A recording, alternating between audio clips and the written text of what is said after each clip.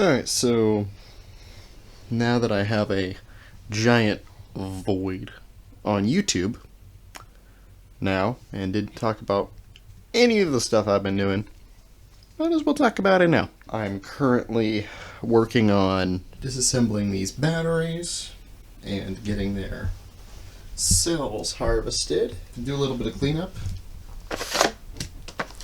and start charging cells. So I have 2 of these cell testers. I also have to charge up my battery case and my external battery, as there's a large chance of the power going out. It started snowing, and right now there's a bit of snow on the ground, but there's also an ice storm that just kind of washed over, so don't know what's going to happen with that.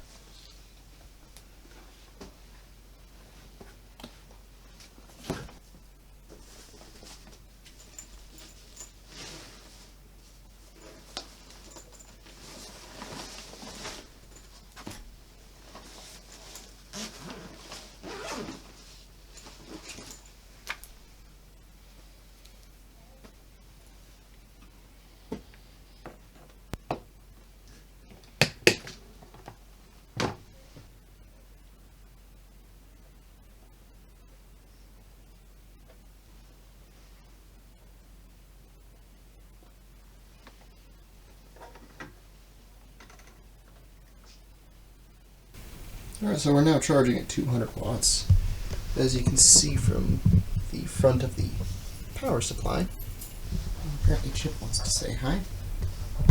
Hi, Chip. So I did build this. I kind of got this all finished up. And currently these switches don't do anything, but it's mainly just an inverter, some batteries, and now complete with an Anderson port.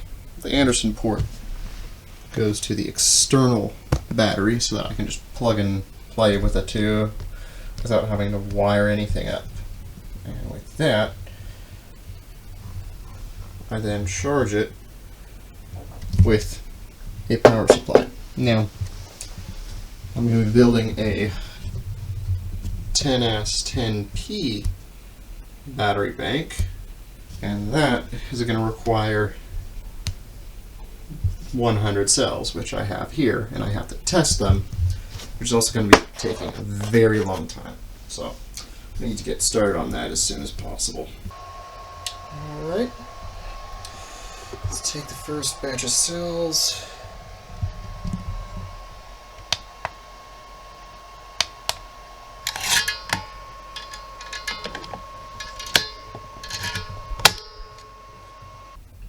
So I figured out why the batteries weren't charging.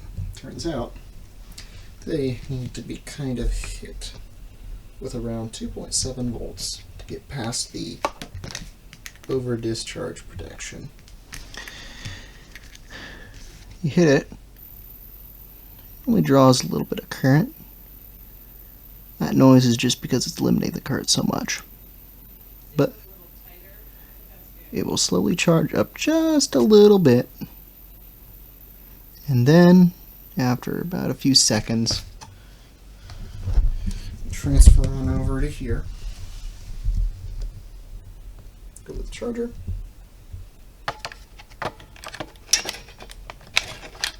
And then put it in. 3 is recognized. Alright, so that's just what I'm going to have to do for a while. But all 3 charging up. Nothing really wrong with them yet. But continue doing this, and I'll be working on this whole pile, as well as getting the rest of the batteries torn apart. So, alright. See you folks in a bit. Okay, so after 8 hours they charge, and after about 10 hours or so you can see they have discharged. And capacities on the first ones look good. Let's see about the second one. Oh yeah. Squeeze that aperture down a little bit. Oh yeah, these all look very good.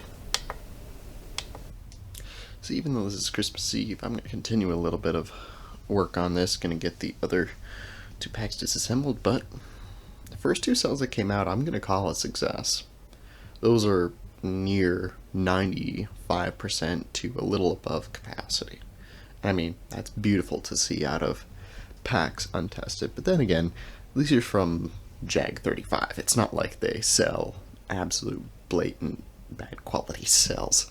I don't think they'd ever do that. But anyways, on to disassembling the next few ones.